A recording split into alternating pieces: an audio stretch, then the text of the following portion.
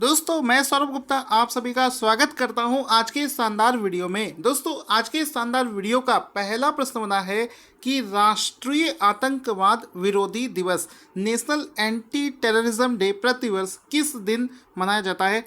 Answer इसका right answer हो जाएगा हर साल 21 मई को।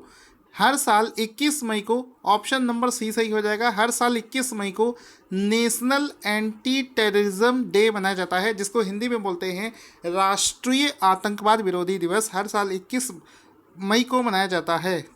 एक बहुत ही शानदार फोटो आप इसका देख सकते हैं। एंटी टेररिज्म डे 21 मई को हर साल मनाया जाता है।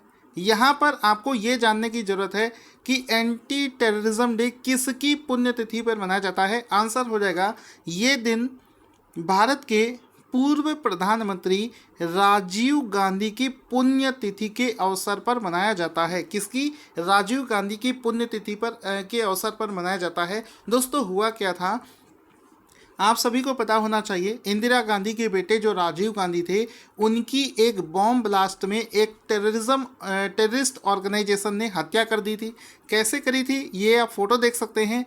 वो यहाँ पर राजीव गांधी उस समय तमिलनाडु के एक दौरे पर गए थे और उसी दौरे के दौरान पर एक मीटिंग के दौरान पर बहुत सारे उनके जो फैंस हैं उनसे मिलने आ गए थे। उसी में एक महिला थी जिसको आप यहाँ पर देख सकते हैं। ये रेड कलर का जो फ्लावर लगा रही है, ये आपको जो महिला दिख रही है, ये जो महिला है ये उनके पास में आई और आने के बाद पास में इसने क्या कर रखा था, अपने पूरे बॉडी में इस पर बॉम्ब्स लगा रखे थे।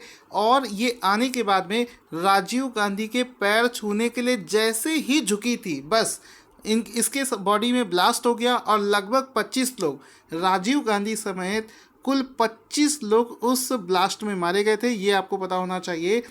तो यहाँ पर आप समझेंगे, इस सारी चीज़ों को मैंने दे भी रखा है। ये जो घटना है ये तमिलनाडु राज्य में हुई थी। तमिलनाडु में एक जगह है श्री पेरम्बदूर, उसमें 21 मई 1991 को ये घटना हुई थी, जिसके बाद से ही 21 मई को एंटी टेररिज्म डे के रूप में मनाया जाने का फैसला कर दिया गया था।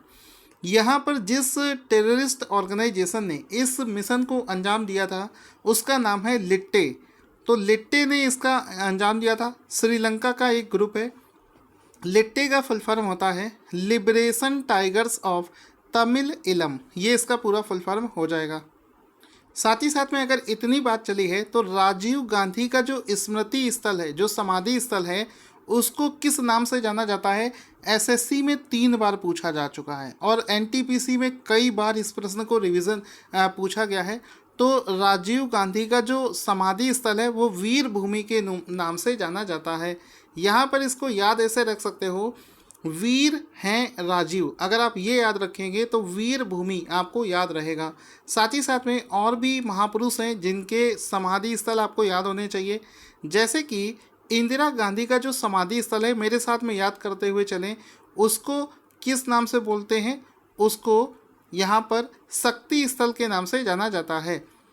जगजीवन राम का जो समाधि स्थल है उसको समता स्थल के रूप में, राजीव गांधी के समाधि स्थल को वीर भूमि, लाल बहादुर शास्त्री को विजय घाट के नाम से, महात्मा गांधी का जो समाधि स्थल है उसको राजघाट के नाम से जानते हैं, और जवाहरलाल नेहरू का जो समाधि स्थल है उसको शांति वन के नाम से जाना जाता है। मोरारजी देसाई का अभय घाट, चौधरी चरण सिंह का किसान घाट, गुलजारी लाल नंदा का जो है वो है नारायण घाट, और ज्ञानी जैल सिंह का जो है वो है एकता स्थल। तो ये सारे आपको याद होने चाहिए। इसको याद करने के लिए जो ट्रिक है वो भी मैंने आपको दे रखी है। जैसे कि आप देख सकते हैं, किसान, चौधरी किसान, इसका मतलब है किसान घाट। नारायण है नंदा, तो गुलजारी लाल नंदा का नारायण घाट। तो इसको आप पीडीएफ इसका ले लीजिएगा। पीडीएफ आपको टेलीग्राम पर मिलेगा बिल्कुल फ्री ऑफ कॉस्ट। टेलीग्राम पर आप मेरा चैनल सर्च करें @target_study_IQ। वहाँ पर आपको free of cost daily basis पर पीडीएफ शेयर कर दिया जाता है। अगले प्रश्न की तरफ चलते हैं। दोस्तों अगला जो क्वेश्चन बना है ये बहुत ही ज़्यादा सेंसिटिव क्वेश्चन है। मतलब इस क्वेश्चन को बताने से मुझे बहुत ज़्यादा दुख भी फील हो रहा है। यहाँ पर क्वेश्चन ये है कि हाल ही में अंटार्कटिका में दुनिया के सबसे बड़े हिमखंड जो है ये टूटकर अलग हो गया है, उसका नाम क्या रखा गया है। तो यहाँ पर इसका नाम रखा गया है A76। यहाँ पर क्या हुआ है आपको पता है, कि हमारी जो प्रकृति है उसमें दुनिया के कई बड़े बड़े ऐसे स्थान हैं जो कि पूरे बर्फ़ से ढके हुए हैं, हजारों किलोमीटर की संख्या में वहाँ पर बर्फ़ है। और ऐसी जगह पर जो एक बहुत बड़ा आइसबर्ग है, यानी कि हिमखंड जो है, वो मौसम चेंज होने की वजह से टूटकर गिर गया है। और ये कहाँ पर हुआ है? अंटार्कटिका में ये सब कुछ हुआ है। यहाँ पर आप देख सकते हैं, इसका अगर एरियल इमेज मैं आपको दिखाऊं तो ये वो हिमखंड है, ये आइस का ये बड़ा सा टुकड़ा है जिसका एरिया है 4320 किलोमीटर स्क्वायर, और इसका नाम रखा गया है A76। ये हाल ही में गर्मी की वजह से टूटकर अलग हो गया है, और जब ये आइसबर्ग यहाँ से निकलता है तो ये पिघलने के बाद में नदियों का रूप ले लेता है, और इसी वजह से बाढ़ आने के चांसेस बढ़ जाते हैं। प्रकृति के लिए ये बहुत ही निगेटिव घटना है। इसी वजह से प्रकृति में इम्बैलेंस होता है और बाढ़ आने की संभावनाएं बढ़ जाती हैं। इसमें ये जो आइसबर्ग है देखने में आपको छोटा लग रहा होगा, लेकिन इसकी लंबाई है लगभग 170 किलोमीटर, और यहाँ से यहाँ तक 170 किलोमीटर इसकी लंबाई है। और इसकी ये जो चौड़ाई है ये 25 किलोमीटर है। और ऐसा माना जाता है कि दुनिया का सबसे बड़ा ये आइसबर्ग है, हिमखंड है, जो कि हाल ही में टूटकर गिरा है। दोस्तों एक छोटा सा GIF इमेज है जिसमें कि आपको ये हिमखंड टूटते हुए दिखेगा। इसको आप देख सकते हैं किस तरीके से ये अलग हुआ है। तो यहाँ पर मैं इसको प्ले करके दिखाता हूँ आपको।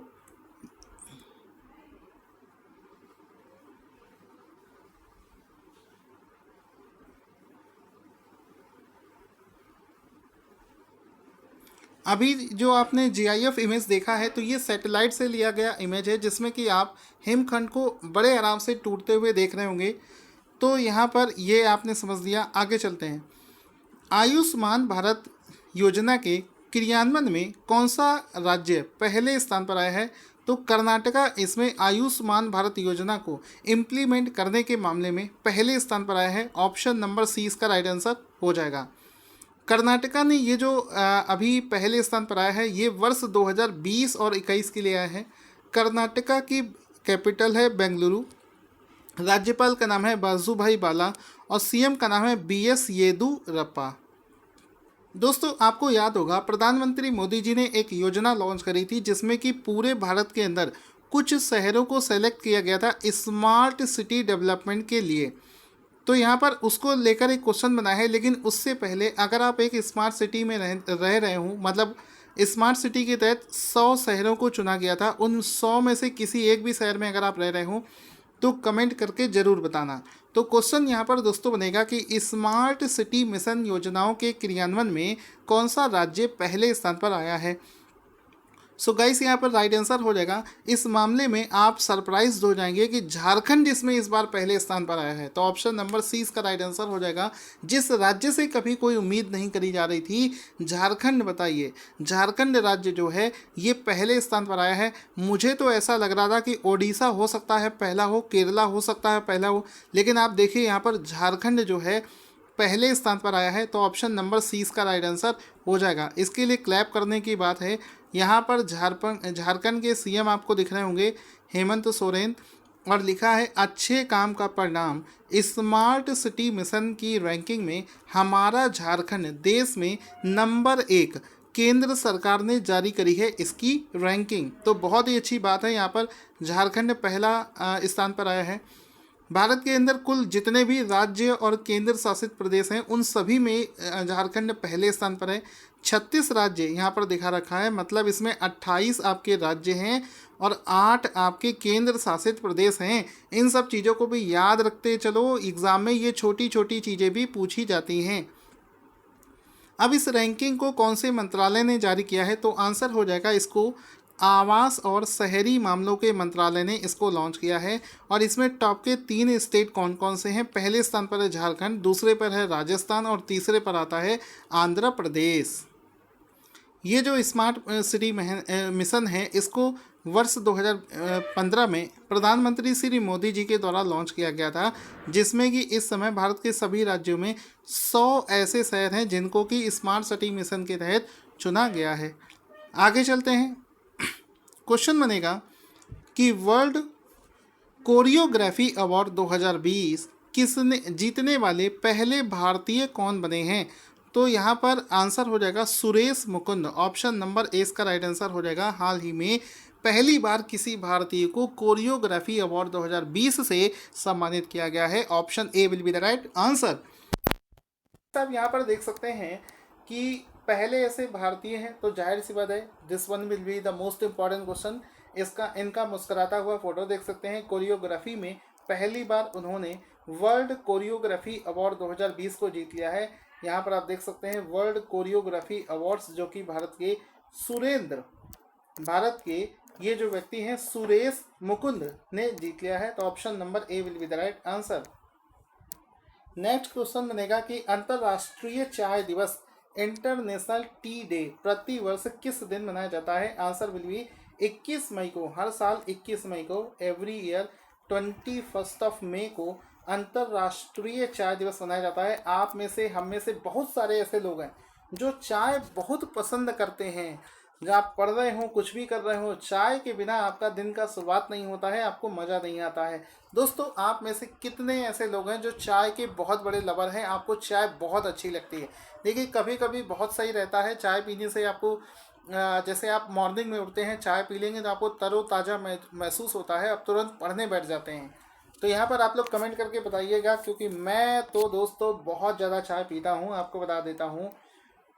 तो यहाँ पर चाय पीने के नुकसान क्या हैं, आप में से कौन ऐसा है जो कमेंट करके बता सकता है। क्या ऐसा पाया जाता है जो कि नुकसान करेगा, कमेंट करके बताना ना भूलें। क्वेश्चन बनेगा अगला कि हाल ही में मार्था कुरम्बुकुम किस देश की पहली महिला मुख्य न्यायाधीश बनाई गई हैं। आंसर हो जाएगा कि हाल ही में केन्या देश की पहली महिला मुख्य न्यायाधीश बनाई गई हैं, मार्था करम्बुकुम। ऑप्शन ए इसका राइट आंसर हो जाएगा। यहाँ पर आप देख सकते हैं मार्था करम्बुकुम का फोटो, जो कि पहली भारतीय महिला बनी है जिनको महिला मुख्य न्यायाधीश बनाया गया। पहली महिला मुख्य न्यायाधीश बनी है केन्या देश की। तो ऑप्शन नंबर ए इसका राइट आंसर हो जाएगा। केन्या के बारे में, केन्या देश की कैपिटल है नैरोबी। एसएससी में पूछा जा चुका है 3 से 4 बार। इसकी करेंसी है सीलिंग और प्रेसिडेंट का नाम है उहुरु केन्याटा। वर्ल्ड के मैप पे केन्या कहाँ पर स्थित है, यहाँ पर आप देख सकते हैं। आपको अफ्रीकन कंट्रीज में, अफ्रीकन कॉन्टिनेंट्स में एक छोटा सा देश यहाँ पर दिख रहा होगा, केन्या। एग्जाम में और इंटरव्यू में पूछा जाता है। अगर आप अफ्रीकन कॉन्टिनेंट में जाएंगे तो आपको छोटा सा ये दिख रहा है, लेक विक्टोरिया के बगल में स्थित है केन्या। इसको भी याद रखिएगा, एग्जाम में कई बार पूछा जाता है कि लेक विक्टोरिया के बगल में कौन सा देश है, तो केन्या देश यहाँ पर आपको दिख रहा होगा। हाल ही में पिनरई विजयन को कौन सी बार केरला का मुख्यमंत्री बनाया गया है। तो आंसर हो जाएगा दूसरी बार। Option number A will be the right answer कि केरला के हाल ही में जो नए सीएम बने हैं वो बने हैं पिनरई विजयन, और ये दूसरी बार केरला के सीएम बने हैं। तो ऑप्शन नंबर ए इसका राइट आंसर हो जाएगा। हाल ही में ब्लूमबर्ग बिलियनियर्स इंडेक्स के अनुसार मई 2021 में एशिया में सबसे अमीर व्यक्ति कौन सा बना है। आंसर हो जाएगा कि गौतम अडानी। उभरते हुए अमीर, बहुत पैसा है इनके पास में। कितना पैसा होता है लोगों के पास में, कभी कभी मैं खुद से सोचता हूँ कि अगर किसी के पास में इतना पैसा आ जाए तो वो उसका करेगा क्या। तो यहाँ पर गौतम अडानी जो हैं ये दुनिया के एशिया के दूसरे सबसे अमीर व्यक्ति बने हैं। ऑप्शन नंबर सी इसका राइट आंसर हो जाएगा। यहाँ पर दोस्तों गौतम अडानी का मुस्कुराता हुआ फोटो देख सकते हैं, जो कि बने हैं एशिया के दूसरे सबसे अमीर व्यक्ति। यहाँ पर आप लिस्ट देख सकते हैं। अभी भी पहले स्थान पर एशिया का नाम रोशन कर रहे हैं मुकेश अंबानी, और बड़े प्राउड के साथ फील हो रहा है कि चाइना को पीछे छोड़कर इंडिया के गौतम अडानी दूसरे स्थान पर पहुँच गए हैं। उन्होंने अपने राइवल जो कि चाइना देश से बिलोंग करने वाले जोंग जान सान को पीछे कर दिया है, जो कि तीसरे स्थान पर है। मुकेश अंबानी की नेटवर्थ है $76.5 बिलियन, गौतम अडानी है 66 और ये है $63 बिलियन के पास में। तो ये तीनों का यहाँ पर आप नाम देख सकते हैं। साथ ही साथ में गौतम अडानी ने किसको पीछे छोड़कर अपना स्थान प्राप्त किया है, तो चाइना के जोंग सान को पीछे छोड़कर इस स्थान पर पहुँचे हैं। अगर हम लोग देखें तो ग्लोबल लिस्ट में, ग्लोबली अगर देखें, अभी तो हम लोग एशिया की बात कर रहे थे, अगर हम देखें कि भैया पूरे विश्व में ये लोग कौन से स्थान पर हैं, तो गौतम अडानी जो हैं ये ब्लूमबर्ग की ग्लोबल लिस्ट में 14वें स्थान पर आते हैं। साथ ही साथ में जो एशिया के सबसे अमीर व्यक्ति हैं मुकेश अंबानी, ये इस लिस्ट में 13वें स्थान पर आते हैं। तो अगर हम देखें कि पूरी दुनिया लेवल पर कौन से व्यक्ति हैं जो पहले स्थान पर आते हैं, तो जेफ बेजोस, ये अमेजन कंपनी के मालिक हैं। जेफ बेजोस ये पहले स्थान पर हैं। एलॉन मस्क दूसरे स्थान पर हैं और बर्नार्ड अर्नोल्ड ये फ्रांस देश के हैं जो कि तीसरे स्थान पर आते हैं। अगला प्रश्न बनेगा कि श्रीलंका दौरे के लिए भारतीय टीम के मुख्य कोच कौन बनाए गए हैं। तो आंसर हो जाएगा हाल ही में राहुल द्रविड़ को। बहुत ही खुशी की बात है, जो लोग राहुल द्रविड़ के फैन हैं वो लोग कमेंट करके जरूर बताएं आपको कैसा फील हो रहा है कि हाल ही में राहुल द्रविड़ को श्रीलंका दौरे पर जो भारतीय टीम जाने वाली है उसके लिए उनको चीफ कोच, मुख्य कोच बना दिया गया है। तो राहुल द्रविड़ इसका राइट आंसर हो जाएगा, जिनका की फोटो भी आप यहाँ पर देख सकते हैं। अब जितने भी क्वेश्चंस हमने यहाँ पर किए हैं उसका फटाफट से रिवीजन कर लेते हैं सो दैट लंबे समय तक हम चीज़ों को याद रख पाएँ। नेशनल एंटी टेररिज्म डे 21 मई को मनाया जाता है। आगे चलते हैं। इसके बाद में हमने पढ़ा था कि अंटार्कटिका में कौन सा एक हिमखंड टूट गया है। तो A76 इसका राइट आंसर हो जाएगा। उसके बाद में है आयुष्मान में कौन सा राज्य पहले स्थान पर है। तो कर्नाटका हो जाएगा। स्मार्ट सिटी में कौन पहले स्थान पर है। तो झारखंड इसका राइट आंसर हो जाएगा। उसके बाद में था कोरियोग्राफर अवार्ड 2020 किस भारतीय को दिया गया है। सुरेंद्र मुकुंद इसका राइट आंसर हो जाएगा। अंतर्राष्ट्रीय चाय दिवस 21 मई को मनाया जाता है। उसके बाद में मार्था कुरम्बुकुमु कौन से देश से बिलोंग करती है, जो कि पहली महिला मुख्य न्यायाधीश बनाई गई हैं। केन्या इसका राइट आंसर हो जाएगा। इसके बाद में आगे चलते हैं। पिनरई विजयन दूसरी बार केरला के मुख्यमंत्री बने हैं। उसके बाद में ब्लूमबर्ग इंडेक्स में एशिया का दूसरा सबसे अमीर व्यक्ति बना है गौतम अडानी। उसके बाद में हम लोग चलते हैं तीसरे स्थान पर। यहाँ पर श्रीलंका दौरे के लिए राहुल द्रविड़ को इंडिया टीम का नया कोच बना दिया गया है। दोस्तों बिल्कुल भी शर्म मत करना। आपको आज का वीडियो कैसा लगा है कमेंट करके बताना, और इस वीडियो को जितना ज़्यादा हो सके फेसबुक और व्हाट्सएप पर शेयर करना ना भूलें।